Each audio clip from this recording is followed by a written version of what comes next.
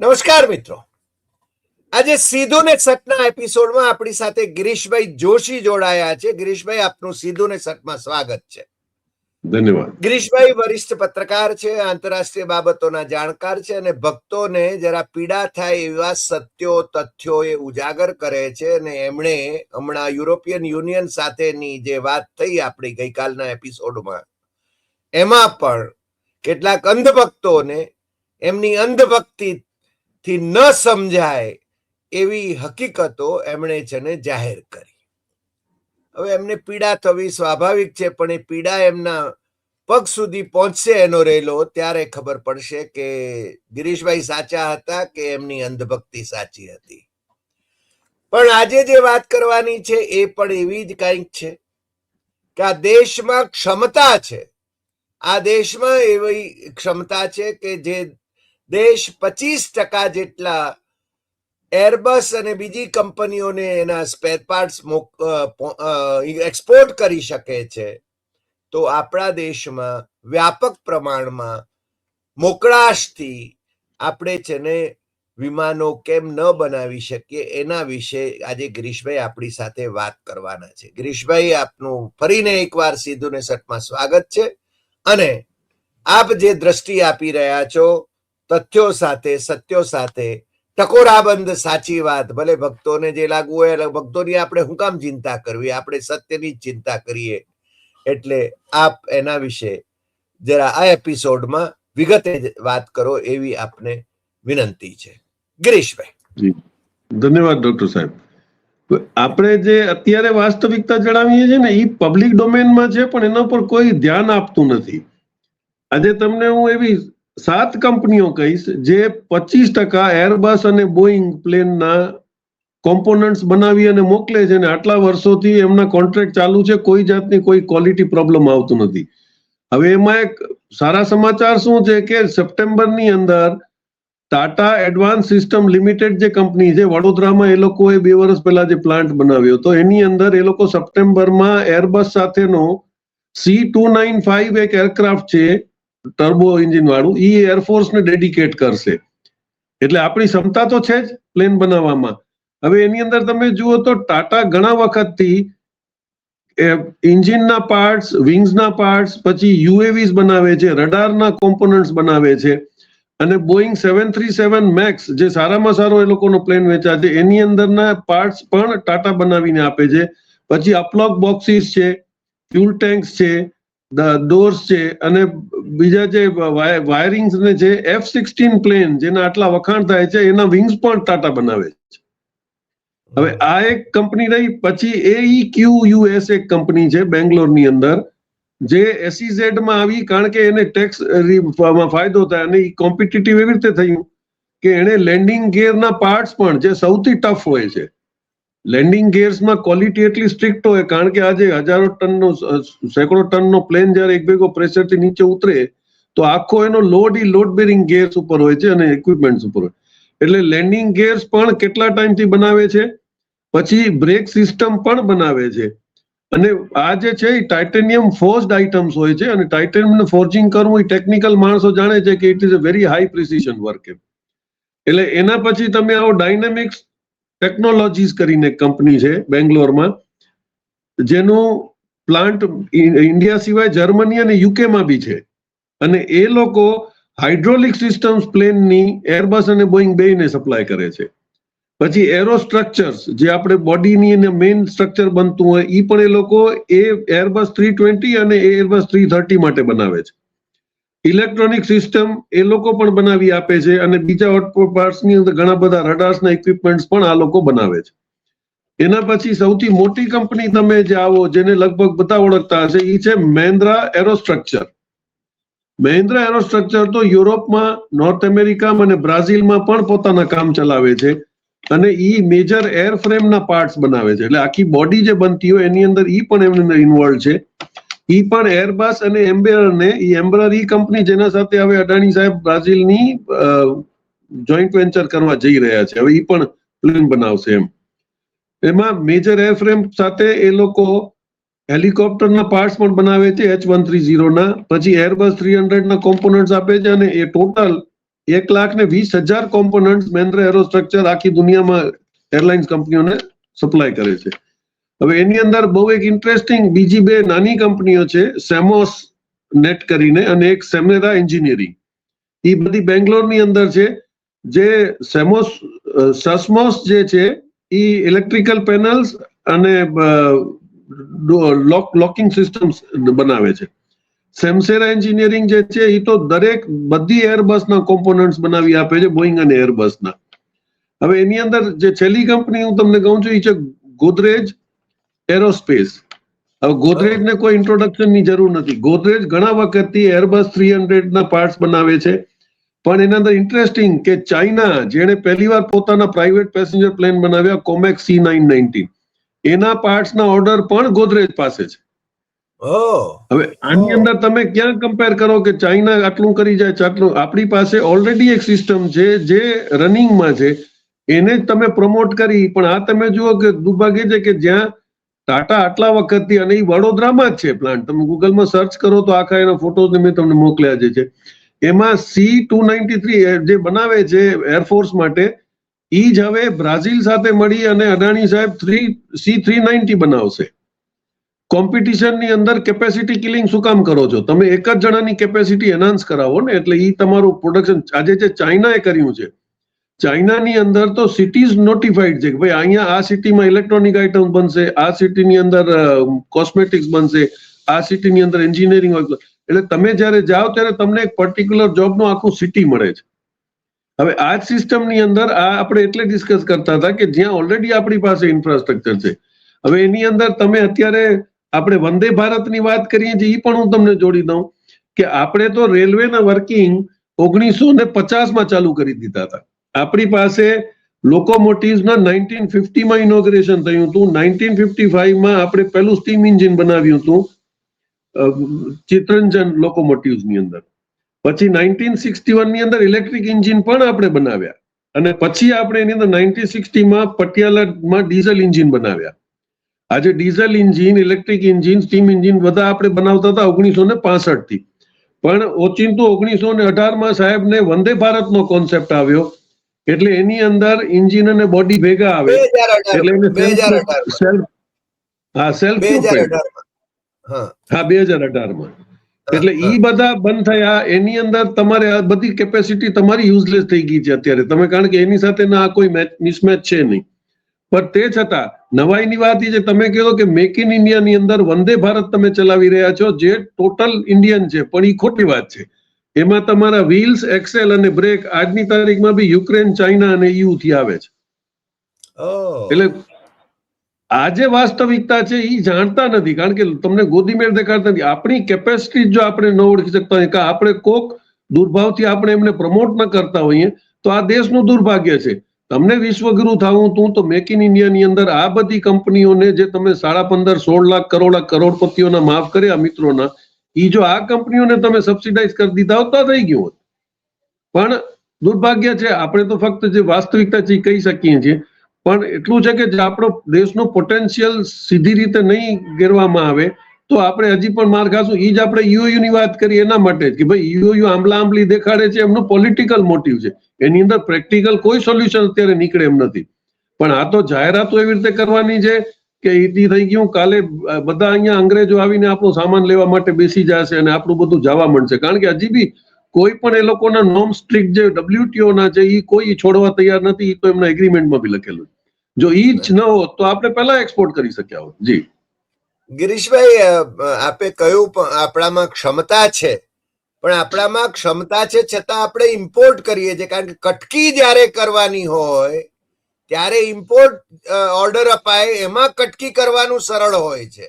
આપણે ત્યાં કટકી કરવાનું જરા મુશ્કેલ પડે, અથવા તો એટલા પ્રમાણમાં કટકી ન કરી શકાય. આપણે વાતો છે ને ઘણી બધી બોફોર્સની કરી, 64 કરોડ કોઈના ખિસ્સામાં ગયા, એમાં તેને રાજીવ ગાંધીને બદનામ કરી દીધા, અને રાજીવ ગાંધીને પછી ક્લીન ચીટ મળી વાજપેયીના વખતમાં, વાજપેયી જયારે શાસનમાં હતા. પણ ત્યાં સુધીમાં તો 600 કરોડ રૂપિયા પેલા 64 કરોડ કોના ખિસ્સામાં ગયા એની તપાસ માટે 600 કરોડ કરતા વધારે આપણે ખર્ચી લીધા. મુશ્કેલી, અને છતાં કઈ મળ્યું નહીં. આ પરિસ્થિતિ છે. એટલે ઇમ્પોર્ટ એટલા હા, પણ માટે એમાં કરે તો છે. ઈ તો અને કઈક ચીજ લઈ આવતા હતા. અહીંયા તો તમારા કલેક્ટરો ખાલી જમીનને એને કરવામાં લાખો રૂપિયા કમાઈ જાય છે. ઈ કટકીનું શું કરશું? એટલે પ્રેક્ટિકલી સેન્સ નથી. આજે જે વચોટિયા હોય છે ને ઈ લોકો ટેકનિકલી એક્સપર્ટ્સ હોય છે. આજે આપણે પ્લેન લઈએ છીએ તો ઈ વચોટિયા જે કમિશન લેતા હોય એમાં એની જવાબદારી હોય છે કે બધા જે સ્ટ્રિક્ટ નોર્મ્સ છે એ અદર કરાય અને સર્ટિફિકેશન આપે. એટલે ઈ તો આજે બી ચાલુ હશે, કારણ કે તમે જ જઈને આજે હું જઈને કહું કે મારે પ્લેન લેવું છે તો આઈ ડોન્ટ નો એનીથિંગ. એટલે ઓબ્વિયસ છે કે જે માણસ જાણે છે. આજે આરટીઓમાં તમે દલાલ પ્રથા બંધ કરી, પણ એ દલાલ ન હોય તો તમે ફોર્મ નથી ભરી શકતા. કલેક્ટર ઓફિસમાં તમે જાઓ તો તમે ફોર્મ નથી ભરી શકતા. એટલે ઓબ્વિયસ છે કે એક માણસ એક્સપર્ટ હોય, તમારો ટાઈમ બચે અને એનું તમે વર્કશીટ આપો છો. પણ ઈ તમે આજે તમે રેલવેની અંદર અલાવ કરી શકો છો, પ્લેનની અંદર અલાવ કરી શકો છો. એમાં તો મોટી મોટી એપ્લિકેશનો ચાલે છે. તો ઈ બી તો કમિશનમાં કામ કરી રહ્યા છે ને. પણ ઈ જ્યાંથી કમાઈ જેને આપે છે એનાથી લે છે, એટલો ફરક છે. એટલે ઈ પ્રથા બંધ નહીં થાય, પણ એની અંદર બદનામ કરવું બહુ સહેલું છે અને કટકી લેવી એ સહેલું છે. ઈ એનો એક પ્રોસિજર છે, પણ there is no way out. અત્યારે તો સરકારી તંત્રએ આઉટસોર્સ કરવા માંડ્યું છે. 7/12 ઉતારા મારે છે ને મામલતદાર કચેરીમાંથી કઢાવવાને બદલે હવે છે ને હું કોઈ ખાનગી પેલાની પાસે જાઉં, લાયસન્સ વાળાની પાસે, તો પણ મને 7/12 ઉતારા મળી જાય છે. એટલે આઉટસોર્સ કરવા માંડ્યું છે. એટલે ક્યાં ક્યાં સરકારી તંત્રની અંદર ખાનગી ક્ષેત્રને આવી સેન્સિટિવ બાબતોમાં, અને એમાં છે ને લોકોની જમીનો એ છે ને ધીરે ધીરે કાં તો વધતી જાય છે અને કાં ઘટતી જાય છે. કારણ કે એક પોતાની જમીન બીજાના નામે થઈ જાય છે. આ જે રીતે સેટેલાઇટ થી સર્વે કરે છે, તમે જાણો છો, ગુજરાત જેવાની અંદર તો આ પ્રમાણમાં થયું છે. પણ બીજું મને એક પ્રશ્ન થયો. આપણે ટ્રેનની વાત કરી, આપણે પ્લેનની વાત કરીએ છીએ, પણ ટ્રેનની, વંદે ભારતની વાત કરી. તમને ખ્યાલ હોય તો નરેન્દ્ર મોદી પ્રચાર જયારે કરતા હતા ત્યારે એમ કે આટલા ભારે ખમ એમ કે ડબ્બાઓ શું કામ હોવા જોઈએ, આટલા વજનના ડબ્બાઓ શું કામ હોવા જોઈએ, હલકા કેમ ડબ્બા ના હોવા જોઈએ, ઓછા વજનના કેમ ડબ્બા ના હોવા જોઈએ ટ્રેનોના, એની ફેંકાફેંક કરતા હતા. પણ એને ખબર હોવી જોઈએ કે ટ્રેન જયારે એક સ્પીડમાં ચાલે છે ત્યારે જો હલકા પેલા હોય તો એ ઉડી જાય. એટલે એ છે ને એમને જેમ પેલા રડાર ની આગળ છે ને વાદળાઓ આવી જતા હતા અને દેખાતા નહોતા એમ કે પ્લેન, અથવા તમે દેખાતા નહોતા, એ રીતે એ છે ને એમનું સાયન્સ પાછું જુદું છે. ગિરીશભાઈ, સાહેબ એની અંદર એક વાત તમે ભેગી જોઈ લો કે રેલવેને ધીરે ધીરે પ્રાઇવેટાઇઝ કર્યા પાછળની આખો એક મોટો ષડયંત્ર ઈ પણ આપણે વાત કરી શકીએ કે 90માં આપણે ઇકોનોમી ખોલી ત્યારે પહેલું પીપીપી મોડલમાં કોંકણ રેલવેઝનું આવ્યું હતું. તો કોંકણ રેલવે જયારે ચાલુ થયું ત્યારે એની અંદર ટોટલ વર્કિંગ જે હતું એનું એડમિનિસ્ટ્રેશન તમારું આખું રેલવે કરતું. એનું બ્રિજ બનાવવાની એક્સપર્ટીઝ એ લોકોની હતી, બધું બનાવવાનું હતું. પછી 2019ની અંદર આપણે 100 રેલવે સ્ટેશનોને પ્રાઇવેટ કર્યા. પ્રાઇવેટ શેના માટે કર્યા કે એનું વર્કિંગ જે છે એ રેલવે પાસે રહે. અને 2050માં આપણે 50 ટેન્ડર મંગાવ્યા. એની અંદર અડાણીને અમદાવાદ, જયપુર, લખનઉ, ગુવાહાટી, પટના અને અયોધ્યા સ્ટેશન આપી દેવામાં આવ્યા. એનો એ વાંધો નથી. પછી ક્યારે મંગાવ્યા? હાજી, ક્યારે મંગાવ્યા? 2020માં. 2020માં. હા હા. 50 ટેન્ડર જે ઇન્વાઇટ કર્યા હતા એમાં અડાણી સાહેબને આ 6 મળ્યા. પછી એની અંદર બીજો એક જીએમઆર, એલએનટી અને ઈ લોકો બી એની અંદર હતા, પણ એમને કોઈ હવે બાકીના કદાચ મળે એવી શક્યતા છે. હવે એ 60 વર્ષનું તમે કોમર્શિયલ રાઇટ્સ એ લોકોને આપ્યા. એટલે એ લોકોએ ત્યાંની તમારી કેન્ટીનો, તમારું પાર્કિંગ, તમારું બીજું જે બધી કોમર્શિયલ રાઇટ્સ જે હતા એ બધા એ લોકો હવે એના પૈસા ઈ લેશે. પણ એની અંદર નવાઈની વાત એ છે કે એનો જે શેરિંગ રેશિયો છે એ 80-20 નો છે. 20% જ રેલવેને મળશે અને 80% આ લોકો રાખશે. આ મોટામાં મોટો રેલવે તૈયાર કર્યું છે. ઇન્ફ્રાસ્ટ્રક્ચર રેલવે તૈયાર કર્યું છે. એના પછી ડેવલપમેન્ટ પૈસે તૈયાર થયું છે. જી જી, ઇન્ફ્રાસ્ટ્રક્ચર તો ઈ જ છે. હા, જે રીતે એરપોર્ટ આપ્યા એ રીતે જ આ રેલવે સ્ટેશનો આપે છે. હવે એની અંદર પ્લેટફોર્મ ટિકિટના 10માંથી 50 રૂપિયા કર્યા. એટલે જે 10-10 સરકારને મળતા હતા એના હવે 20% જ મળશે. ન્યૂ દિલ્હી હિસાબ આપતું હતું કે કમસે કમ એ લોકોને 15,000 થી 20,000 રૂપિયા વર્ષે ખાલી 20,000 કરોડ રૂપિયા ખાલી એ લોકોને પ્લેટફોર્મ ટિકિટમાંથી મળશે. કારણ કે 5-1 લાખ માણસો એમને એમ તેમ પ્લેટફોર્મ પર જતા હોય છે. પછી એની તમે જુઓ તો જે વેઇટિંગ રૂમ હતા એ રેલવેની અંદર તમામ ફ્રી હતા. આપણે ઘણીવાર ગયા છીએ કે ફર્સ્ટ ક્લાસના કે અપર ક્લાસના વેઇટિંગ રૂમ હતા, એ સારામાં સારા મેનેજડ હતા. એનામાં પણ અમુક સ્ટેશનો ઉપર 100 રૂપિયા હવે લેવામાં આવશે. પાર્કિંગની જગ્યા જે ફ્રી હતી એના 40 અને 80 રૂપિયા લેવામાં આવી રહ્યા છે. એટલે તમે વિચાર કરો કેવો એક લૂંટનો પ્રયાસ ચાલુ થયો છે. અને એની અંદર જે 80-20 નો થયો એની અંદર તમારા રેલવેના મેક્સિમમ બજેટ ઘટી ગયો સેફટીમાં અને ટ્રેક ચેકિંગમાં. આ બધા એક્સિડન્ટ જે અત્યારે વધી રહ્યા એનું કારણ છે કે તમારી પાસે મેક્સિમમ તમે સ્ટાફ ઓછા કર્યા. જે લોકો એસી ટ્રેનમાં જૂના જતા હશે ને આજે જતા ત્યારે તમારા 2 એટેન્ડન્ટ હતા, એક સ્વીપર હતો અને એક તમારો એટેન્ડન્ટ હતો. અત્યારે એમને તમે રેલ મિત્રના નામે એક જ માણસને રાખ્યો અને આ મોટામાં મોટો ડિસ્પ્યુટ થયો તો મીડિયા જાહેર ન કર્યું કે જે એટેન્ડન્ટ હતો એ સ્વીપરનું કામ કરે નહીં. એટલે આ બધી જે ડિસ્પ્યુટ થઈ પછી તમારી ઇન્સિક્યોરિટી થઈ, સેફટીમાં પ્રોબ્લેમ થયા, એસી ફર્સ્ટ ક્લાસની અંદર મોબાઈલ ઉપડી જવાના ઇન્સિડન્ટ થયા છે. એટલે આ તમે વિચાર કરો આ બધી સિસ્ટમની અંદર તમે પ્રાઇવેટાઇઝેશન કર્યા પછી મલાઈનું કામ પ્રાઇવેટને આપો અને મજૂરીનું કામ રેલવેને આપો, એ ક્યાં સુધી સસ્ટેનેબલ રહેશે એ આપણને જોવાનું છે. જી સાચી વાત છે ગિરીશભાઈ. આપે આપણામાં જે ક્ષમતા છે, આપણે જેને મને લાગે છે કે આપે વાલચંદ ગ્રુપની વાત કરેલી શરૂઆતમાં, એ વાલચંદ ગ્રુપ અને આપણે બધું જ બનાવી શકવાની ક્ષમતા ધરાવનારા હતા. એને પ્રમોટ કરવાને બદલે આપણે છે ને ઇમ્પોર્ટ પર અને મેક ઇન ઇન્ડિયા નામનું સ્લોગન આપ્યું છે. સ્વદેશીની વાત કરે સાહેબ, 8,000 કરોડનું આયાતી પ્લેન વાપરે છે, 2 પ્લેન વાપરે છે અને પાછા સ્વદેશીની વાતો કરે છે. ચશ્મા પહેરે છે ઇટાલીની ફ્રેમ વાળા, ફેન વાપરે છે વિદેશી, શું શું નથી વાપરતા વિદેશી, અને પછી પાછા વાતો કરે. એમના ભક્તોને માટે એમણે સ્વદેશીની વાતો ચલાવી છે. મને લાગે છે કે આમના છોકરાઓ જે એમના ભારતીય જનતા પાર્ટીના જે શાસકો છે અને જે મિનિસ્ટરો છે એમના છોકરાઓ વિદેશમાં ભણે, પણ પ્રજાના છોકરાઓ છે ને એ દેશમાં જ ભણે ને ગામઠી શાળાઓમાં ભણે જ્યાં શિક્ષકો નથી. આ ખેલ છે. અને કાં તો છે ને એમણે પ્રાઇવેટ સ્કૂલોમાં જવું હોય તો એમણે મોંઘી દાટ ફી ભરવી પડે. આ કોન્ટ્રાડિક્શન છે. પણ મને લાગે છે કે આ વાતો એ અંધભક્તોને એમણે અપપ્રચાર કરવા માટે છોડી મૂક્યા છે. પેલા 2 રૂપિયાનો ભાવ હવે છે ને ટ્વીટનો ભાવ હવે 5 રૂપિયા થઈ ગયો હશે કદાચ. એટલે એ લોકો એ રીતે કમાણી કરે છે. મને લાગે છે સાહેબે બધાને રાજકારણ અને અર્થકારણ ભેગું કરી દીધું છે. આપણે જયારે વાત કરીએ છીએ ત્યારે તથ્યોને આધારે કરીએ છીએ અને આપણે જયારે વાત કરીએ ત્યારે આપણે કોઈ રાજકીય પક્ષના નેતાના વિરોધી નથી, શાસકોના વિરોધી નથી, છતાં જે તથ્યો છે એ તો ઉજાગર કરવા પડે. અને ગિરીશભાઈ જયારે આપણી સમક્ષ આવે છે ત્યારે ગિરીશભાઈ કંઈક નોખી વાત લઈને આવે છે.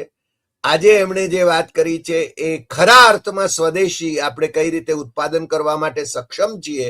કારણ કે આપણે વિદેશીઓને પણ જને અને આ મોટી કંપનીઓને પણ જો વિમાન કંપનીઓને આપણે જો પાર્ટ્સ પૂરા પાડતા હોય અને કોઈ કમ્પ્લેન ના આવતી હોય તો આપણે ઘર આંગણે કાં ન બનાવી શકીએ, એને પ્રમોટ કેમ ન કરી શકીએ. પણ મિત્રોને માટે પાછું એમાંય પાછું મિત્રોને આપવાનું હોય ત્યારે પણ સાહેબ પાછા એ ઝૂકી જાય છે. અને એમાં જ એમણે ટ્રમ્પ અને શી જિનપિંગ સામે પણ ઝૂકવું પડે છે. એવી સ્થિતિ છે. એ આપણા માટે શરમજનક છે. કારણ કે આપણે માનીએ છીએ કે પ્રાઇમ મિનિસ્ટર દેશનું નાક છે અને એણે દેશવાસીઓ માટે હંમેશા સમાન જળવાઈ રહે એની વાત વિચારવી જોઈએ અને બોલવું જોઈએ. આપણા નાગરિકો હાથમાં અને પગમાં બેડીઓ સાથે જયારે ટ્રમ્પભાઈ એને મોકલાવે ત્યારે એને કોઈ સ્ટેન્ડ લેવું જોઈએ, પણ એ સ્ટેન્ડ લેવાની એમની તૈયારી નથી, વિરોધ કરવાની તૈયારી નથી. આજે આટલી વાત. ગિરીશભાઈ, આપ અમારી સાથે જોડાયા અને કંઈક ઉમેરણ કરવા માંગતા હોય તો તમે ઉમેરણ કરી શકો છો. બાકી આજે આટલી વાત. એક જ ચીજ કહી દઉં કે ટાટાનું પ્રોફાઇલ ગૂગલમાં ગોતજો કે દુનિયાની 100 કન્ટ્રીઝની અંદર ઈ પોતાના કામ ચલાવે છે.